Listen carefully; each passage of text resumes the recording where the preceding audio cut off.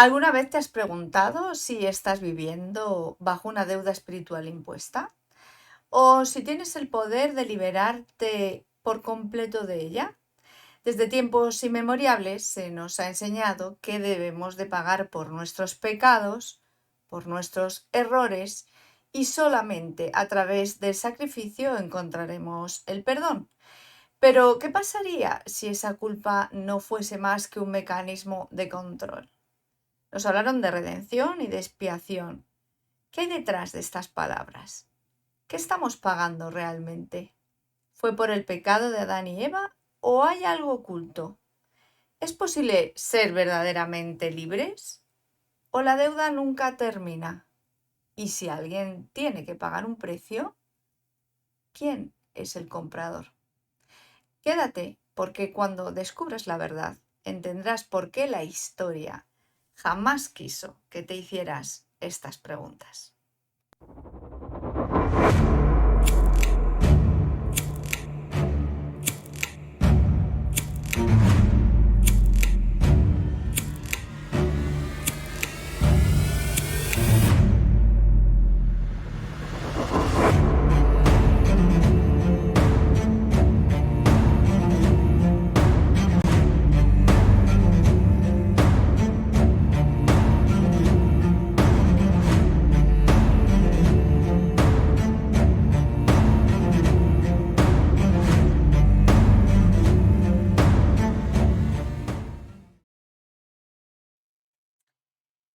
Pues aquí tenemos una imagen mental que, aunque no creamos que la tenemos, sí que la tenemos. Es la imagen mental de nuestra esencia pidiendo perdón por unos pecados que ni tan siquiera cometimos nosotros.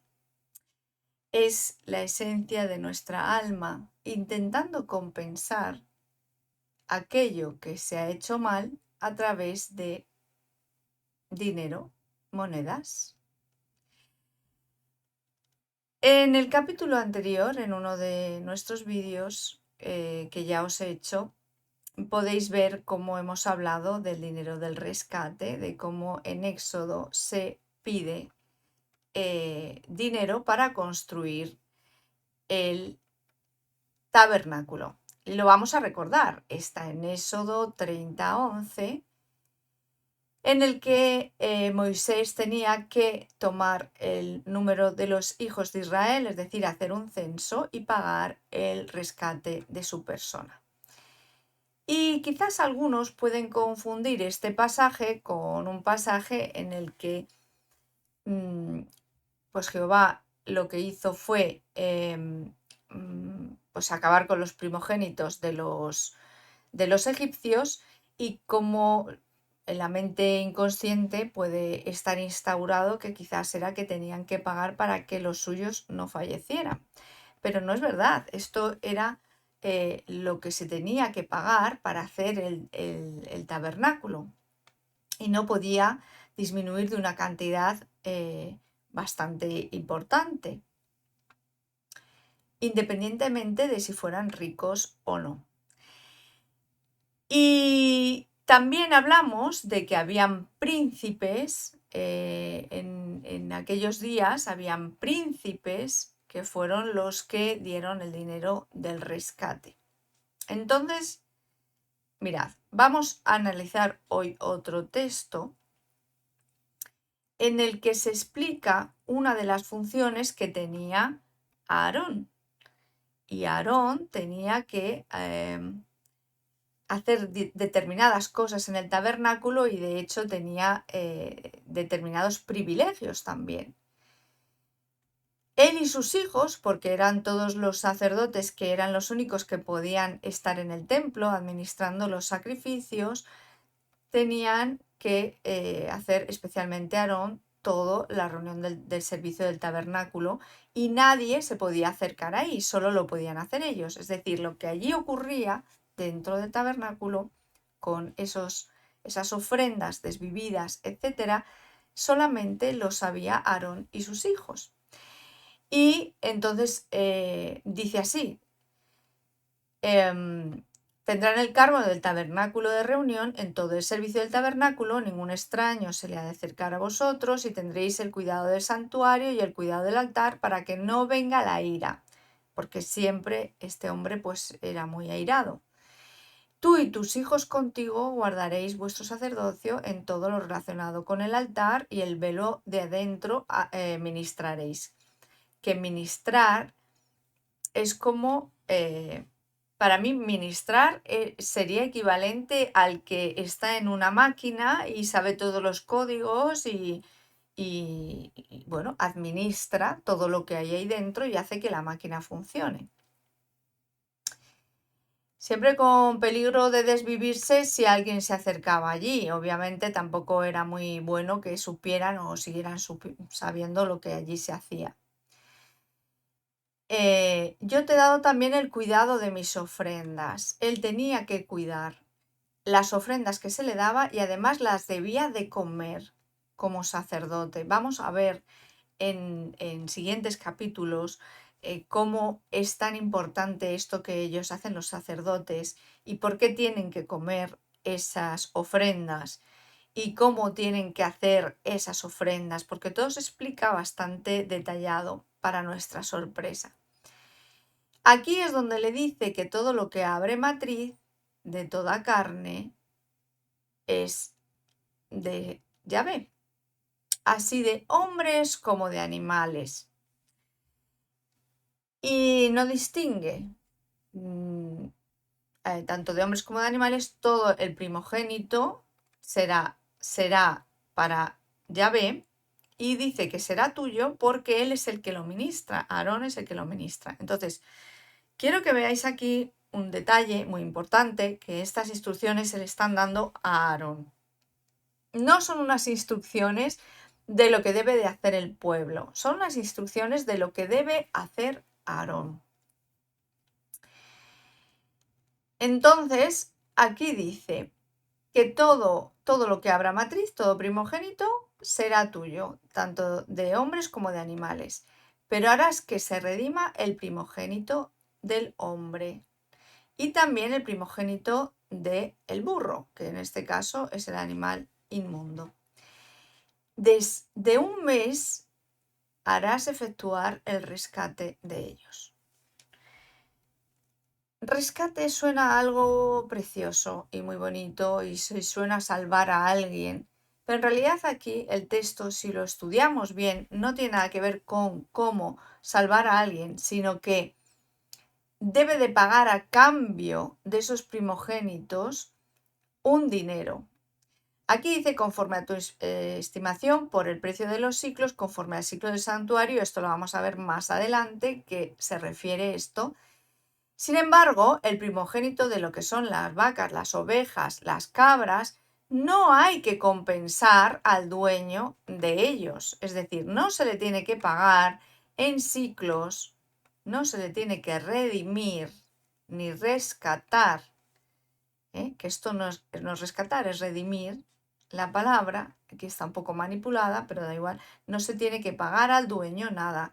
Sin embargo, en el burro o en el hombre sí había que pagar en compensación y además esto que viene aquí expresado era conforme al peso.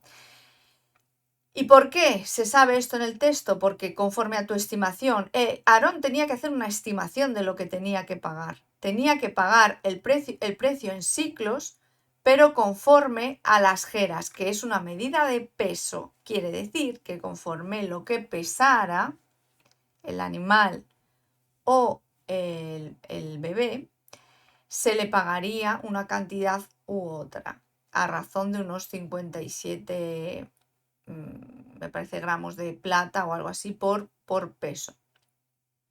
Esto era lo que tenía que hacer Aarón. Entonces, cuando nos hablan de que tienen que redimir, que nos tenemos que redimir, no nos puede redimir nadie, porque nadie nos va a compensar lo que nosotros estamos dando, ¿vale? Y mirad esta frase que es muy clara. Entonces, tiene que hacer un sacrificio donde utiliza el líquido del alma. para poder hacer este ritual, y la carne sí es para Aarón. Entonces yo he preparado por aquí un escrito de los míos a mi manera,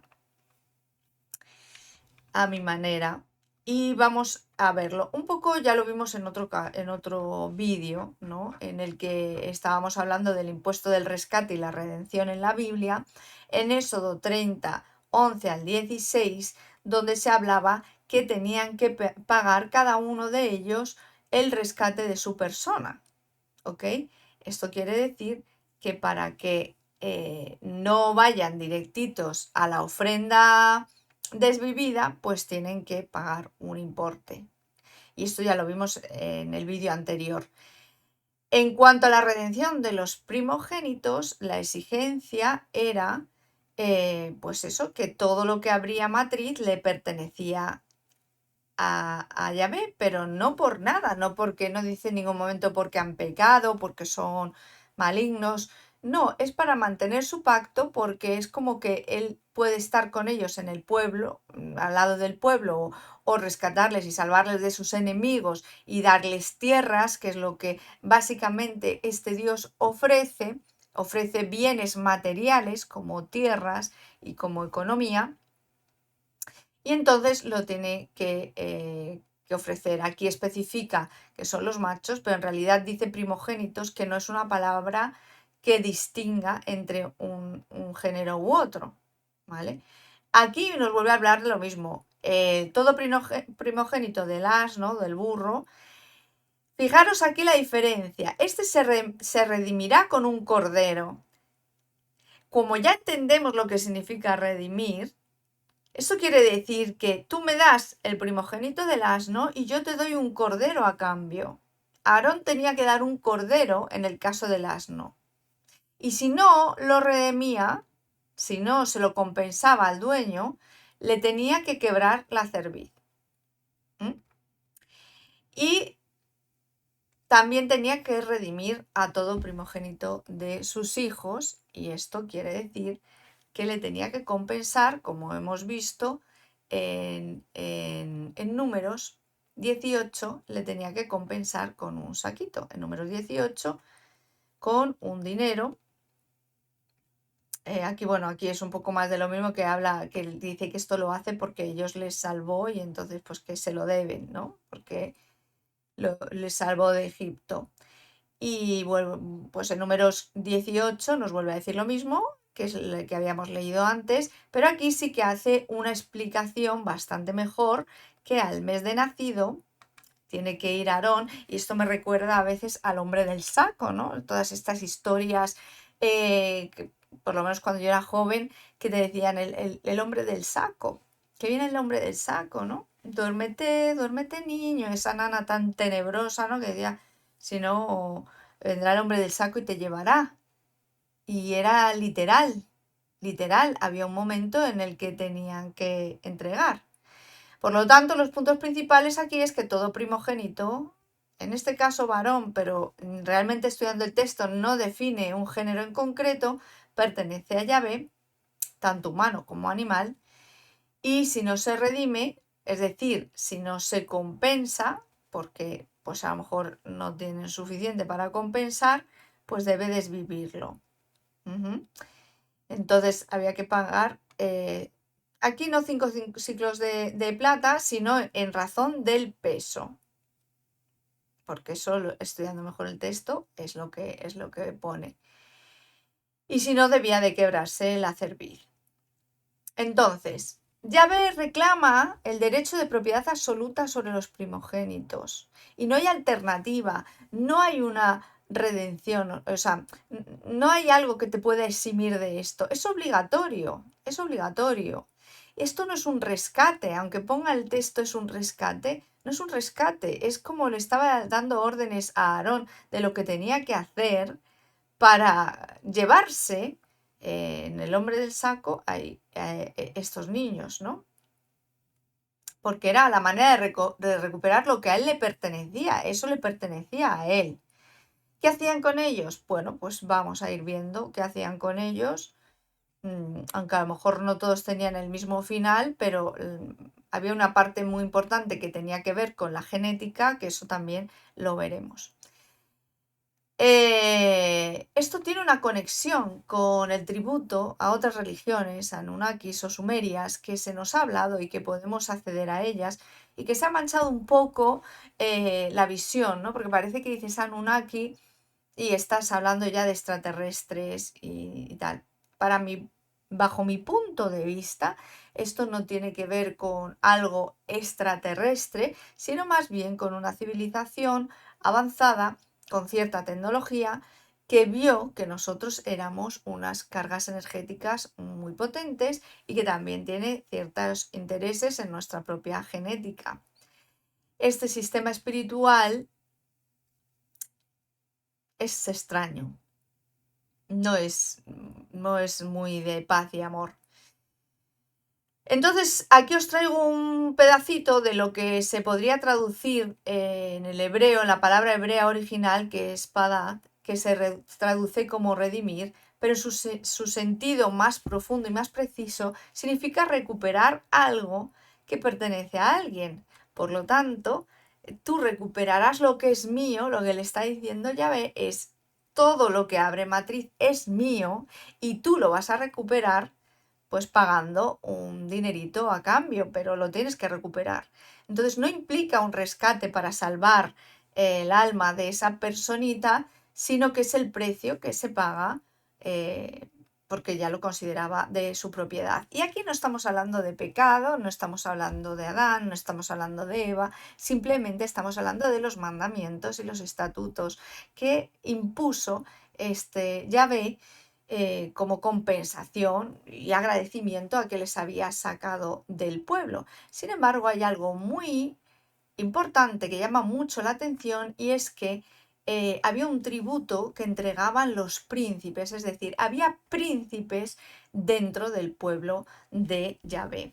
Entonces, en número 723 dice, entonces los príncipes de Israel, jefes de las casas de sus padres, es decir, con linaje dentro de este pueblo, no es algo que acababa de surgir, eran príncipes de las tribus y estaban sobre los contados, que en realidad me da a mí como sobre los condados o algo así, ofrecieron y trajeron su ofrenda, 6 carros cubiertos y 12 bueyes, un carro cada 2 príncipes y cada uno de ellos ofreció un buey, etcétera, etcétera. Igual que en Éxodo 35:27 se nos habla de que los príncipes trajeron piedras de ónice y piedras de engaste para el efor y el pectoral, porque eran piedras muy preciosas y eran oros y eran cosas súper caras.